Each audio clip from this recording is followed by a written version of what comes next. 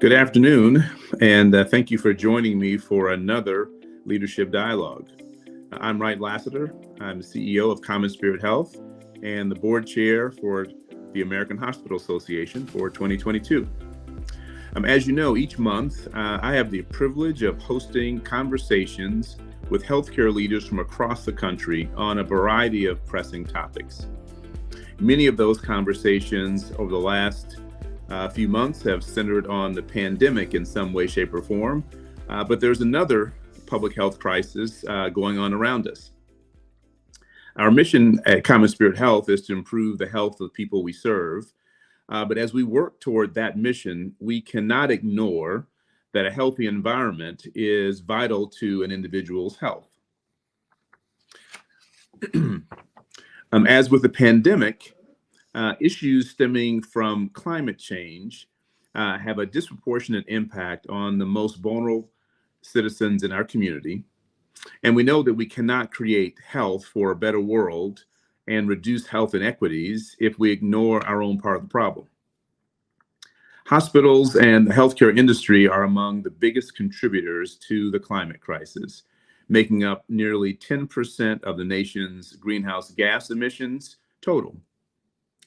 As one of the largest nonprofit health systems in the United States, we have a great responsibility to do all we can to protect the earth. There's a direct correlation, as we know, between the health of our planet and the health of our people. That's why Common Spirit Health committed to an industry-leading goal to cut our operational greenhouse gas emissions in half by 2030 and to reach net zero by 2040. Our field can certainly lead by example, and Common Spirit is not alone in this belief. There are others in our field who are leading in this area and are working very hard at that. And today we have with us Joanne, who is one of those leaders. So I'm very pleased today to have my colleague, Dr. Joanne Conroy, join us. Joanne is president and CEO of Dartmouth Health. And Dartmouth Health is New Hampshire's only academic health system. It's the state's largest private employer, and it serves a population of approximately 1.9 million patients across northern New England. Joanne's system includes a comprehensive cancer center, a children's hospital, hospice programs, 24 clinics providing ambulatory services across the region.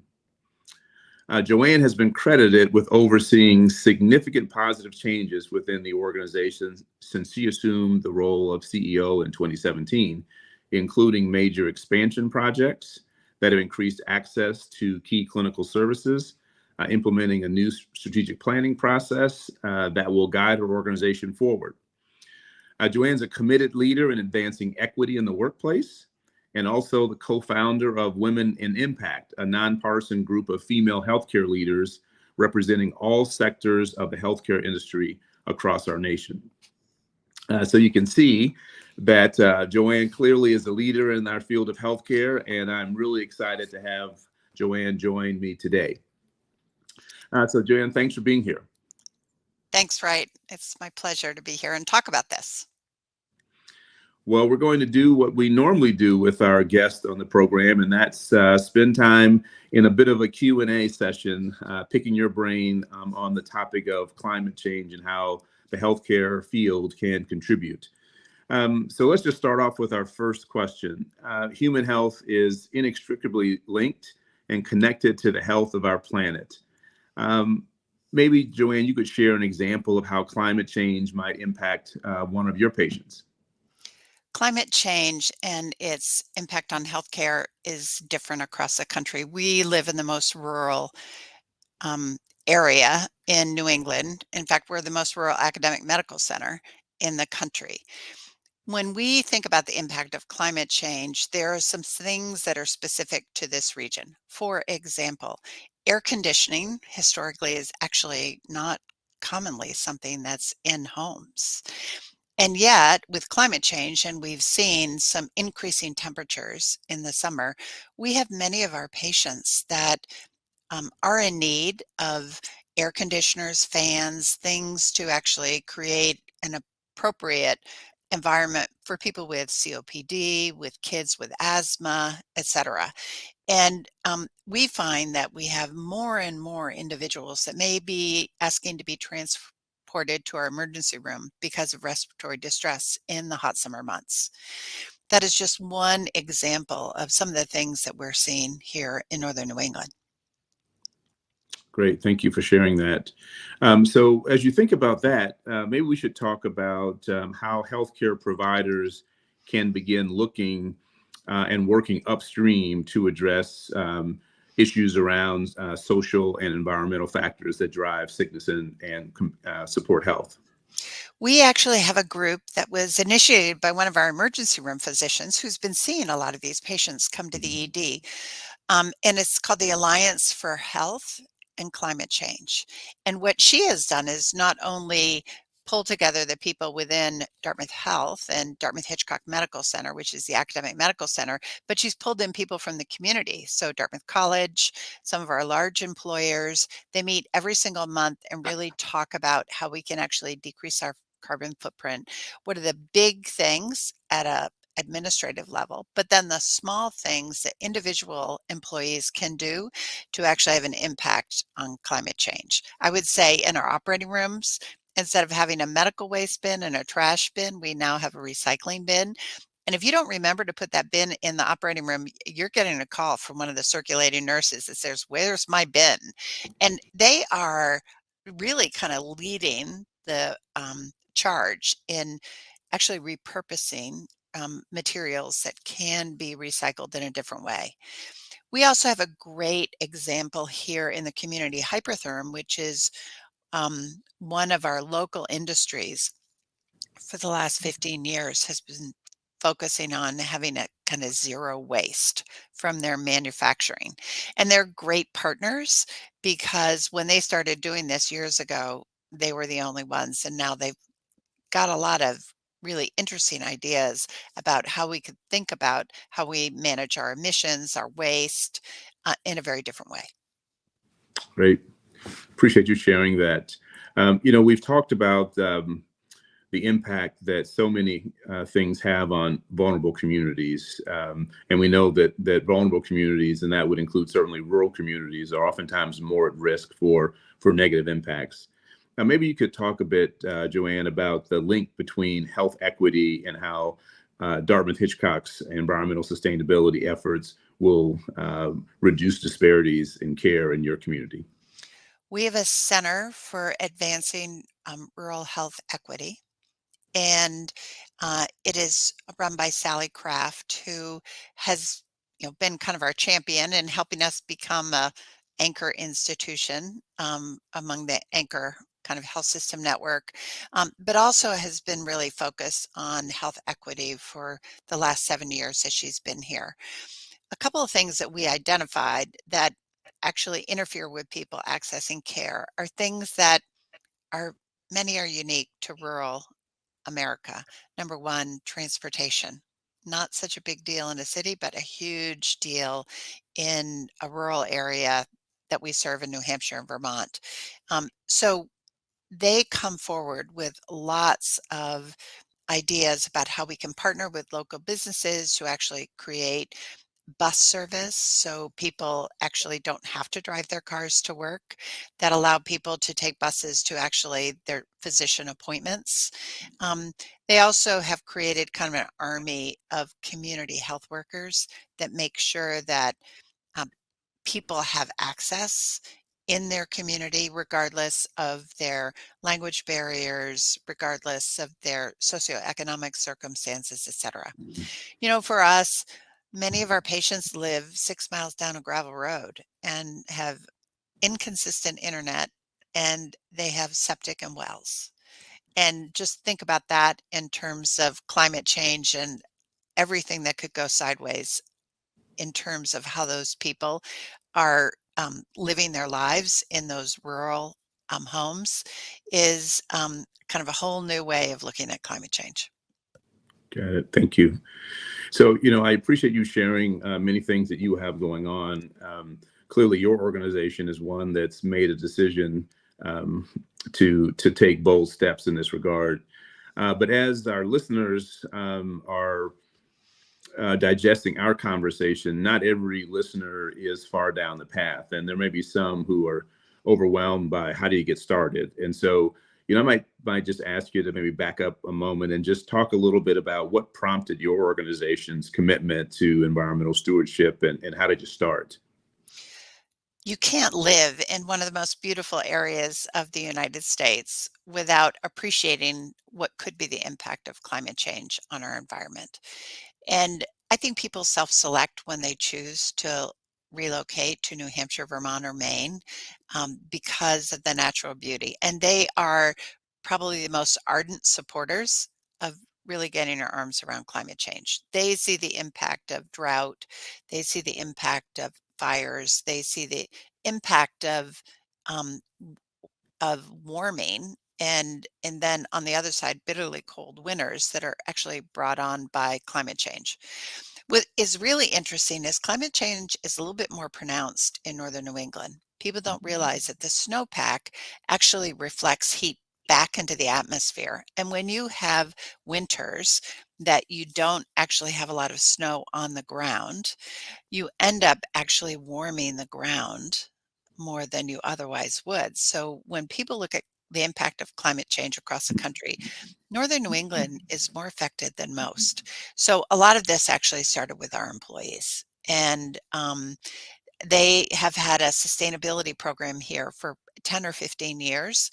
And only recently, as we started to build buildings and started to look at our power sources, our employees were actually very involved in kind of pushing us and asking all the right questions about how could the new facility that we're going to open up in spring be much more energy efficient. So we put another $10 million into that.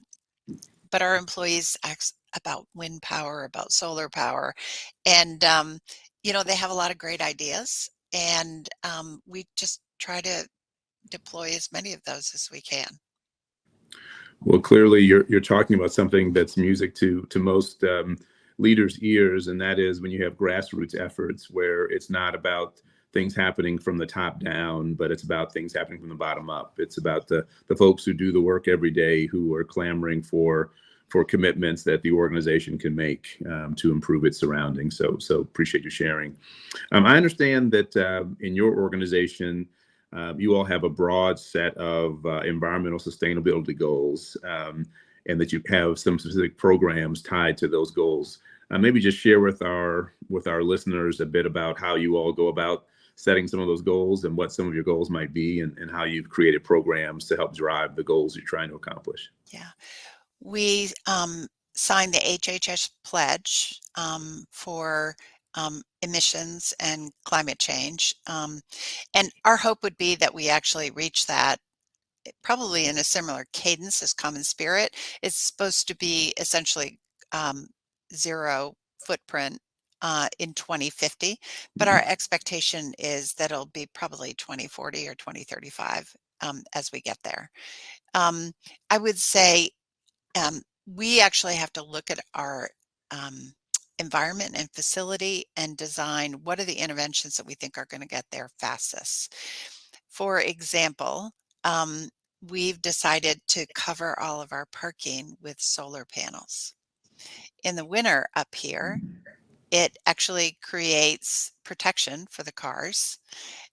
So you don't have to shovel your car out, which, by the way, I've had to do many, many winter evenings. And but at the same time, we'll generate solar power for the institution. Our hope is that working with the communities around here, we can actually be seen as a positive partner that actually gives energy back into the grid rather than taking energy off the grid. And but there are some unique things that we can do sitting on 100 acres of bucolic woodlands here.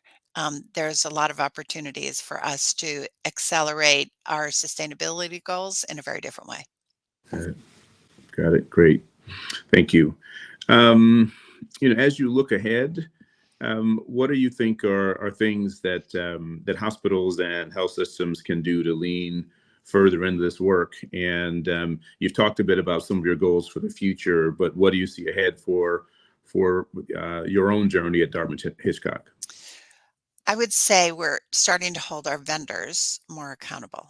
Mm. And I think that's an aspect of sustainability that people don't really think about, but about 75% of the impact that we have is actually through our vendors. So I think it's just being clear with them up front. When we were constructing our new pavilion, we told the construction company that we wanted everything recycled. And before they even broke ground, they set up a process to recycle any waste out of the construction project. And I think it's just being clear ahead of time. And they felt good about it as well. It's one of those things that they actually promote as kind of the benefits of the partnership. Got it. So, this is a really important topic, as you've heard. I would just remind our listeners that the healthcare field is a very significant contributor to greenhouse gas emissions. We're very significant contributors to what goes in landfills and waste stream. And as you've heard from Dr. Conroy, there are very simple things that organizations can do. Every organization doesn't have to set a goal to reduce their greenhouse gas emissions by 50% in the next decade or less. Every organization doesn't have to set a goal of being net zero within a couple decades. Those are obviously laudable goals and goals that leaders in this area have taken on. But one of the comments, Joanne, that I make to leaders when we talk about taking on a journey is that the most important thing is to take the first step. And so I would say to our listeners of our podcast today that we'd ask all of you to give consideration to your organization joining what Joanne's organization has done and has mine in taking bold first steps to help us improve our sustainability.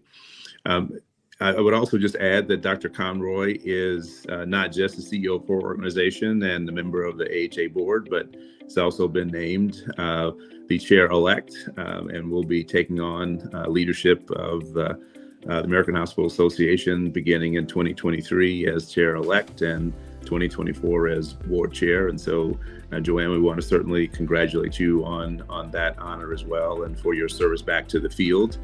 As I look at our time, Joanne, I would say that every time I bring someone on, we don't get through all the things that we'd like to talk about because we try to keep our show to a reasonable time frame. And so let me just thank you first and foremost for joining me today. Thank you for your leadership around environmental stewardship and the work that you're doing both in this effort and more broadly at Dartmouth Hitchcock. Certainly, it's clear that climate change has a significant impact on our country, and we need leaders like Joanne and across our health and hospital industry to take up this really important effort. It's been a pleasure to spend time with you today. I want to thank all of our listeners for joining us. And until next month, thank you for listening to our leadership dialogue, and we'll see you next month. Thank you, Joanne. Thanks, Wright.